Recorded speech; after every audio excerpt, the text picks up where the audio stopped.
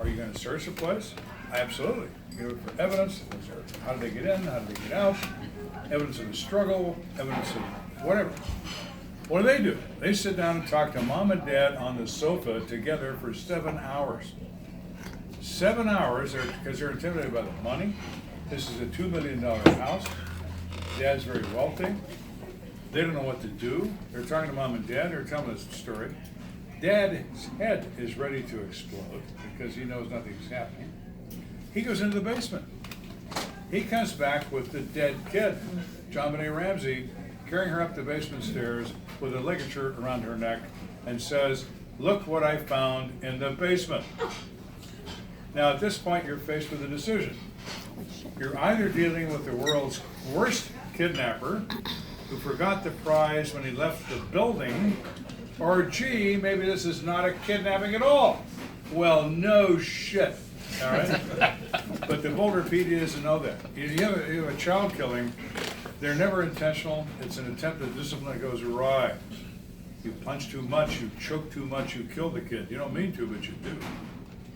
When the police arrive at a situation like that, you separate the parents immediately. You get in this police car, you get in that police car. You play one against the other. I did this all the time. They're very easy to get a confession of parental homicide because there's no plan. There's no plan. It's crime of the moment. So I'd walk behind somebody after I'd talked to them for a couple hours, and I'd put my hands on them, and I'd whisper in their ear, "I know you didn't mean it, did you?" "No, I didn't mean it. You've told me that, now tell me the rest." They didn't do any of that. But what happens? Who is murdered in this case? JonBenet Ramsey's murdered. They have no warrant. She is a fruit of the poisonous tree. There is no murder. Bring you a confession. Dad, the brother, the dad, the mom. Okay, I can't stand it. I can't live with myself anymore. I killed my sister, I killed my daughter, whatever. Mom's dead. She died of cervical cancer 3 years ago. Dad's alive, brother's alive. I killed my sister, I killed my daughter. Okay? Killed who? Well, I killed JonBenet Ramsey. Who? Well, that's inadmissible. Fruit of the poisonous tree, you can't talk about that. Did you kill anybody else? Outside that home? Well, no. Get out of my courtroom. There was no case. There is zero case. Nobody died, not legally. So what happens? Incompetence leads to that. Now the sixth part of that, in 1993, 3 years before that occurred, the Denver PD and me, Springs PD, we had a meeting in Vail, Colorado. Beautiful place. We knew everybody would show up. We had it Vail in summer. We had free beer, free food. Come on, all the cops showed up. We brought the 67 counties of Colorado to this meeting. Municipal police departments, county sheriffs, Colorado State Patrol, come on down.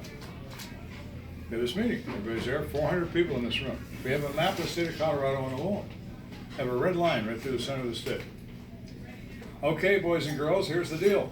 Many of you have 6, 10-man agencies. You've never seen a homicide in your life. Denver and I do this all the time. All the time. If you're north of that line, you have a homicide, you don't know what to do. You call the Denver PD. Call this guy. You're below that red line, you call me. We show up, we lie to the press, we say we work for you, we tie your case up with a yellow ribbon, we give it to you, you have the press conference, you're the hero, and we're gone. Standing ovation, standing ovation. But what happens? Ego gets in the way. Oh, we don't need those guys. Oh, yes, you do. You're an idiot. You need us. We don't need you, but you need us. So Boulder waits 7 days, and they call Denver PD. Can you help us? And they hung up on him because it's 7 days later. All right. They call me. Did you call Denver? Yeah, well, we did, but they didn't want to talk to us. That's okay, Chief. I have one question. Okay. Are the press accounts of what you've done so far reasonably accurate? Oh yeah, that's what we've done. You're doomed.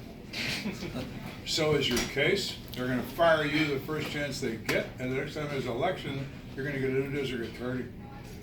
He hung up at me. 8 months later, they fired him. The next election, they got rid of the DA. The result is, John Benet Ramsey's in a grave and nobody's going to pay for him. Period. The end.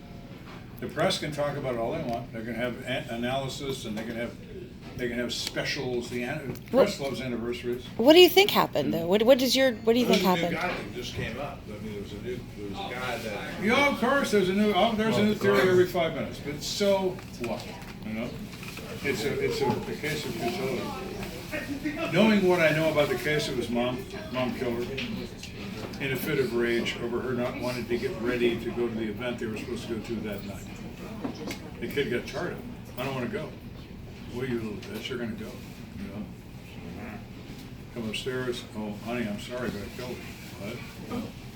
Well, we have to lie our way out of this, and they tried to. And they picked the perfect target, which is the Boulder Police Department. Well, who's the guy that kind of came forward and they extradited from? He was a guy who was a child molester who was on a Thailand sex vacation. Yeah. Who was from Boulder, who decided notoriety would be fun, so he announced that he killed him. And they dragged him back to Colorado. Now, I don't know why they bothered, because what are they going to do with him when he gets there? But anyway, he did.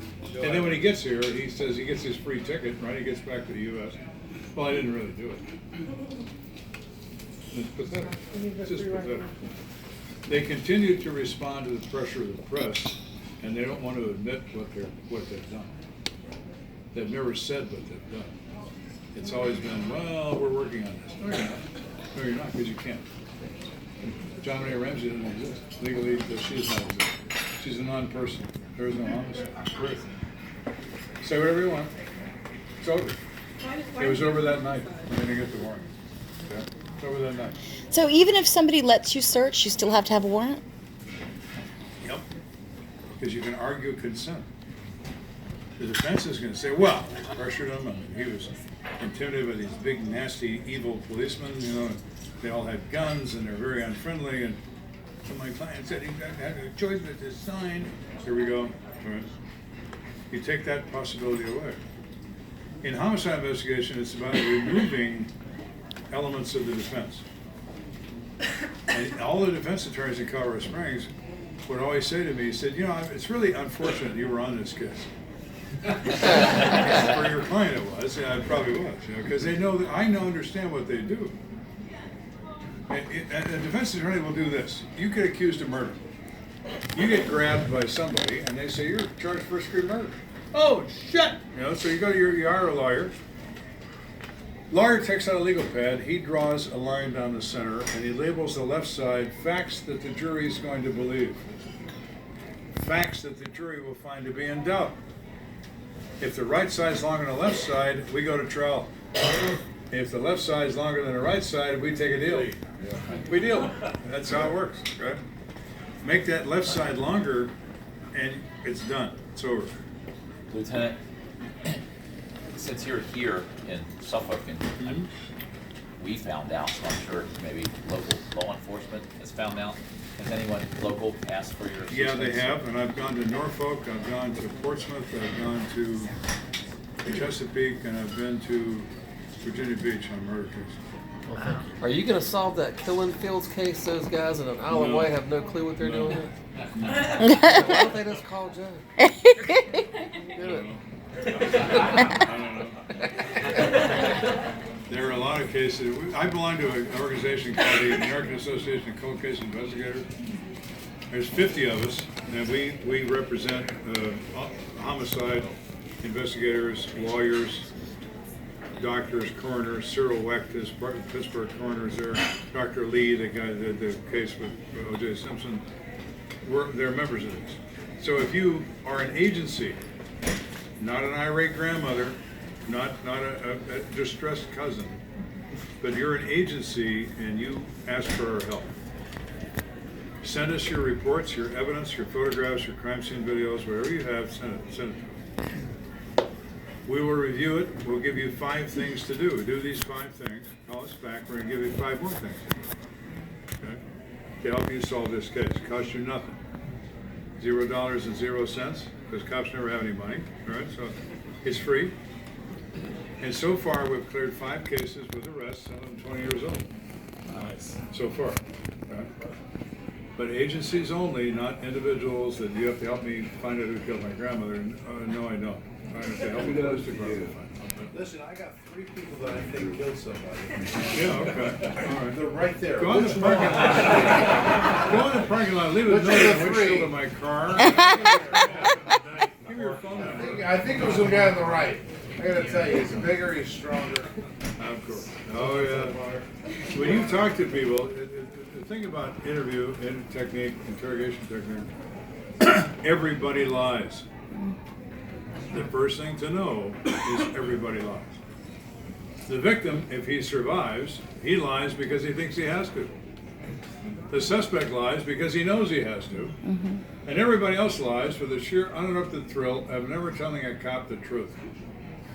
The only way you ever get to the truth is pressure. You don't be nice to people. I was never nice.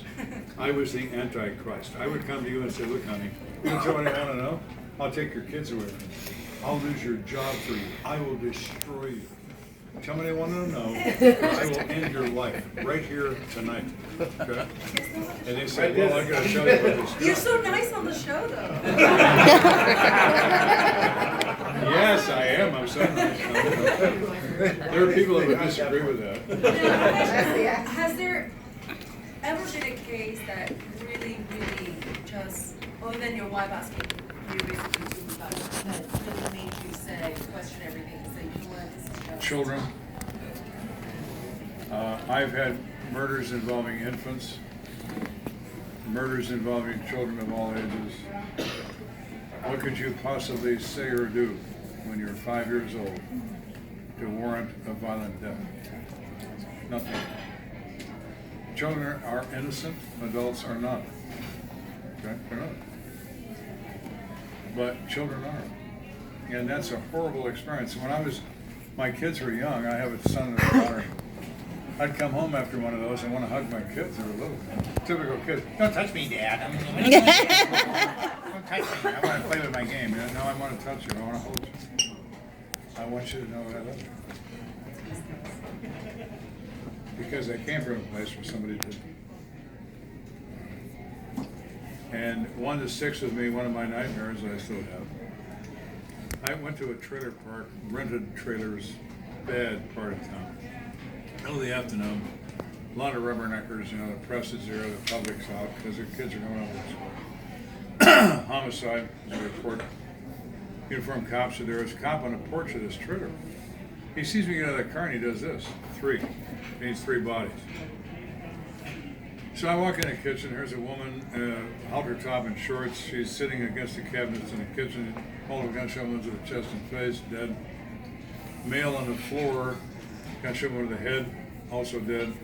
Gun on the floor, lots of blood, expanded casings. I looked at this cop and I said, so you said 3? Yeah, down the hall in the bedroom. It's okay. So I start down the hall and he says, it's a kid. And I looked at him and I said, how old? He's little. So I walked in that room. Here's a kid. He's 5 years old. He's got his teddy bear. He has 4 contact gunshot wounds to the head. He's bled out. Blood is soaked in blood. He's wearing Mickey Mouse pajamas. My son had those pajamas. And all I could see was my son. And those things don't go away. They don't. You can't unsee what you've seen. You can't. You pay a price for that, and it's worth it because of what I did to the people who were responsible for it. So yeah, but you suffered for it, sure. She suffered with me because, you know, she either has no sense at all or she must love me. I can't. So we've been together a long time, and through all of this, and now my wife did do one thing to me one time that really I was very distressed. I had a scam. Okay? I wore a suit. You can't get a doctor on the phone. You can talk to the president easier than you can talk to a doctor. You know, God speaks to me and I speak to you, but nobody speaks to me. Just God, because I'm a doctor. So I would be driven crazy. I had limited resources. So if a guy's in ICU, is he going to die or not? My policy was simple. We deal with the dead first, the almost dead next, and so on. And because if you're dead, okay, you're going to be dead. Well, then we're going to focus on you. If you're going to live, we'll get to you tomorrow. That's the way it is. So you try to get a hold of a doctor, you're not going to get a hold of him. So I went to the coroner, who was an MD, and he taught me how to read charts. To know by reading a chart whether a guy was going to croak or whether he was going to survive.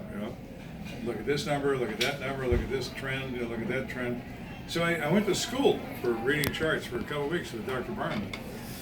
And so then I'd go to hospitals in my suit and act like I belonged, right? And I walk into ICU and I pick up a chart and start reading. And the nurse would say, well, good morning, doctor. Good morning. I never said I was a doctor, but I never said I wasn't. Well, Mrs. Kenda is a nurse. Bachelor of Science degree. She was a float nurse at Memorial. Jack of all trades, master of none. Whoever called in sick, that's where she went. So she was an OR, ER, wherever, med-surg, OBGYN, babies, everything. So I'm on the 7th floor, surgical recovery floor, and here's a guy, multiple gunshot wound. I'm going to see if he's going to croak, right? So I'm there at 7 o'clock in the morning. I'm reading this chart. She walks by. What the hell are you doing? I said, what's it look like I'm doing? I'm reading this guy's chart. You can't do that. HIPAA and all these laws. I'm not going to lose my license, for that. And this head nurse comes by and says, you can't talk to a doctor like that. She said, he's not a doctor, he's a cop, he's my husband. They threw me out. But she didn't work at Penrose. She didn't work at St. Francis. She didn't work at any other hospital. I was still a doctor. It's not a memorial. I couldn't be a doctor there anymore. Yeah, but exactly. Don't take it. They're taking the Penrose. Oh yeah, you do what you have to do. But that was funny. She didn't think it was funny. What's funny to me now, We gotta come to Jesus then. I'm guessing you won. No, yes, she didn't. Sam just said you need to work that into one of your episodes. Yeah, well, you'll be the first kids in your block to know this. The next to last episode this season, which will be mid-February probably, is the Kathy Kenda show. It's all about her being married to me, the interview with my 2 kids. I didn't think to submit to it. My son's a commander in the Navy, top secret clearance, all this sort of. My daughter is a GS-14 Global Strike Command in Barksdale in Louisiana, nuclear weapons, They don't watch TV, they don't talk to anybody. And I said, you want to interview? Yeah, okay, I'll do it. You will? So they're going to talk to my kids. Now the funny thing is, my son's a pretty smart guy, right? He's a nuclear engineer among his other talent. So they hustled him when he came to the set. And we're watching the raw footage, she and I. They want to know what they'll do on TV with the raw footage. And so he sits down, he's kind of amazed at all the equipment, right? And he said, is that camera on? And the guy said, oh, no, it's not on. The camera's always on. So the guy baits him, and he says, what kind of cook was your mother? And Dan says, oh, my mother was a horrible cook. Kathy falls off the sofa. It was really funny, but they won't put that on the show. It'll be her show, so she'll be, on TV. When is that? Probably mid-February. Okay. There's no title. Wednesday, They haven't put title on the show because they give the show titles 3 days before it broadcasts. So I only know them as numbers. It's episode 819, but you won't see that anywhere. But episode 820 is the final episode of the season. So it'll be probably mid-February they'll put that on there. And then they'll say it on Google every Wednesday Google has the feed. Almost 100 new episode tonight says what it is. Well, you just gotta watch IDTV all the time, like I do. Well, they'll tell you what it is, I wrote a book last year, and it's been out now for about a year, and it's done very well. And January 13th, the New York Times bestseller list comes out, and I am number 11 on the audiobook bestseller list, because I read the audio. Right? And what's funny about that is Ruth Bader Ginsburg is number 12. We don't care about that. I'm better than you, Ruth. And so there may be a second book, and so it's done amazingly well. I mean, I never would have thought that, but here we are. So, more questions and answers, yes, ma'am? I have 2 quick questions. What? I have to ask. Do you watch Criminal Minds? I'm sorry? Do you watch Criminal Minds? Or like Law and Order? No. I don't. No. I don't watch, would you watch a program about what you do for a living? Probably not. All of the state, yeah. Yeah, probably not. I tend not to, I don't, you know. I did it for a living, I don't want to watch it again, or see it Yeah, again. it's like when doctors don't trace anatomy. What's your other question? How did you and your wife meet? We met in high school. No. Oh, yeah, we did. My mother had arranged a date. My mother saw herself as the architect of my future. Right? I didn't agree with her about that, but she did think that. So she had a friend who had a daughter. Well, my son's going to marry her, and we'll be happy, everybody happy. I was 15 years old. Who am I going to marry? You know what I mean? Anyway, she arranged this date. She drives me to the date. My mother. I can't drive. I'm 15 years old. We go to a basketball game in high school. I'm with this girl. I don't even like this girl, but I'm with her, and my mother said, and sitting in the stands, up in the next to last row, is this woman by herself. She was a girl. And I looked up the stands, and I thought, who is that? 1 year later.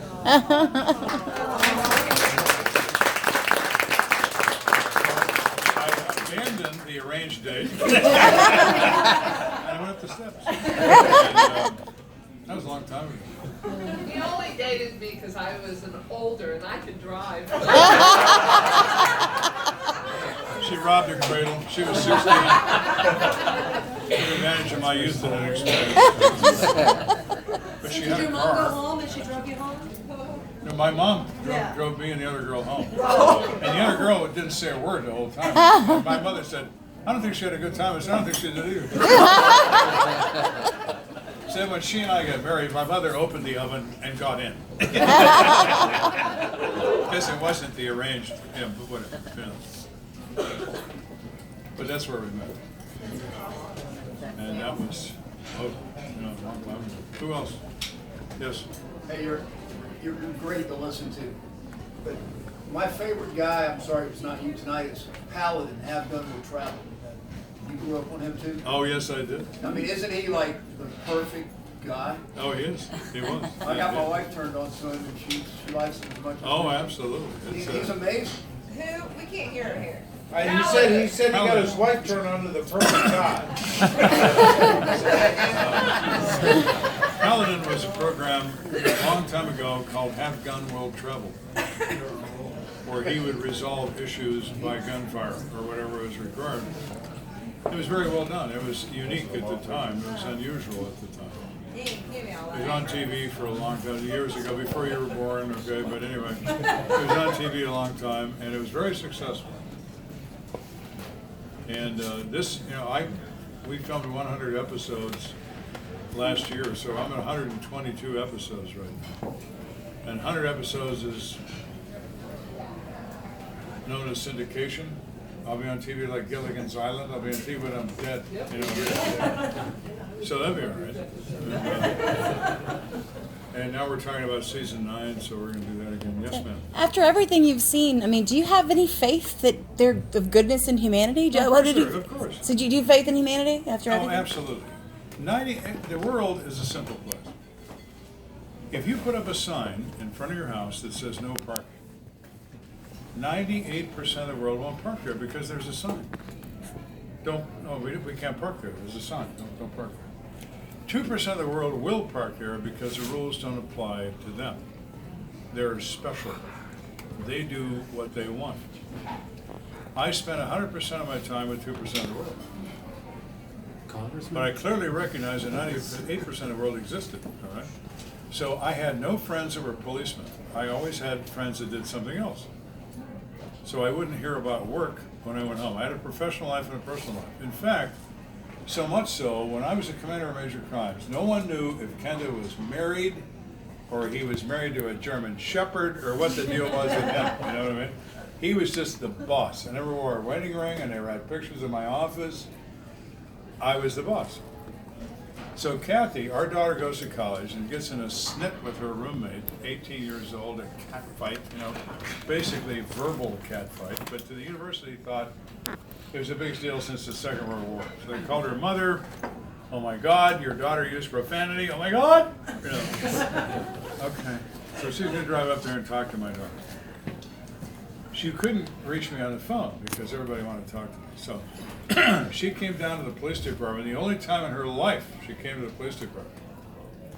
Walked in, and we have PSRs, police service representatives, are women, that they're not policemen, but they wear gray skirts and blue blazers, and they talk to the public.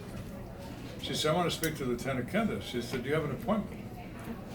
She said, I don't need an appointment, I'm his wife. Well, this travels like wildfire through this building. Not only is Kenda married, but it's in the building. So now everybody's doing this. Is it human? Is it a girl? I don't know. It looks like a girl, And so by the time I got downstairs, she was like backed in a corner. She said, everybody's looking at me. I said, well, I want to see if you're a girl. Come on, let's go. It was really funny. She didn't think it was funny, but I thought. What else? Anything else? Did you ever have any doubts about the guilt of the people? No. How were you sure? If you were me, you would know. If you talk to me, tell me a lie. I want to hear the first lie. Because you'll lie to me. I'm talking to the right guy. Why would you lie to me if you're innocent? Okay? And we would eventually get to it.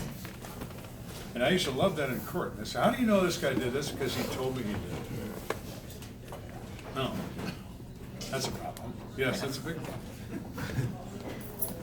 You get to the point with someone where he'll tell you what he did. Okay. Jennifer Reale, I talked about that a little bit. She's in that interrogation room, and she's denying everything. I don't know what you're talking about. I didn't do this and do that. So I laid out the case I had. And I said, you know what I'm going to do with you, Jennifer? I'm going to put you in prison for the rest of your life. You're going to die in a 6-by-9 foot cell. I guarantee you that. I'm going to do it immediately. And so she's thinking about that. She said, where's Brian right now, the boyfriend? I said, well, I don't know where Brian is, Jennifer. But I know where he's not. He's not under arrest like you are. That time of extra, Tell me more. Humans are very predictable. They don't believe they are, but they are. You do something evil, and I'm going to find it out.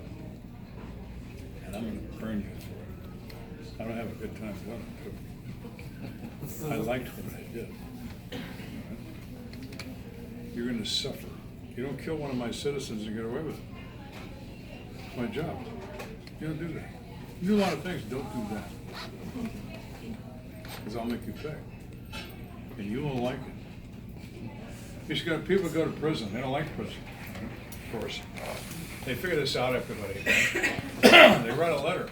In their inmate role, it's called a kite. You sail the kite over the wall.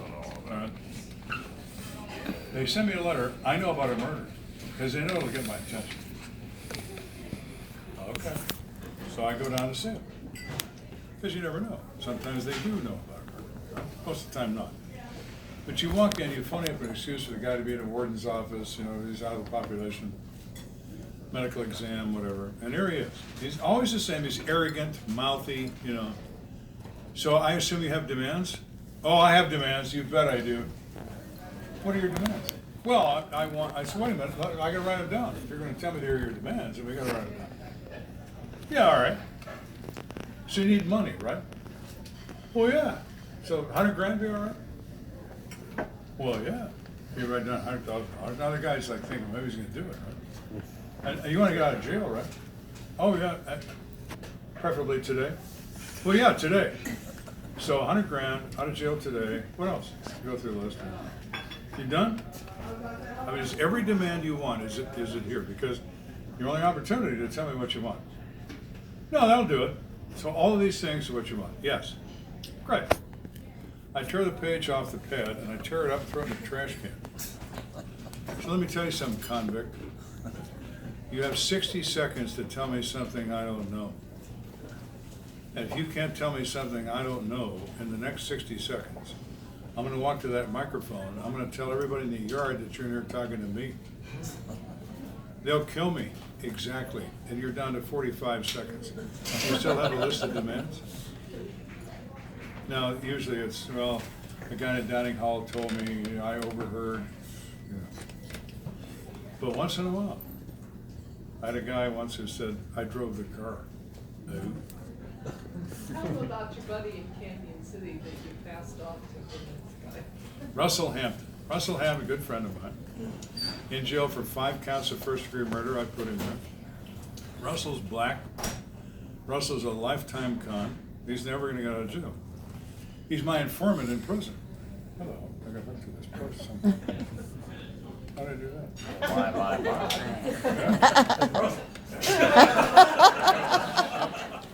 So I want to pass him off to a new detective because I'm going to retire.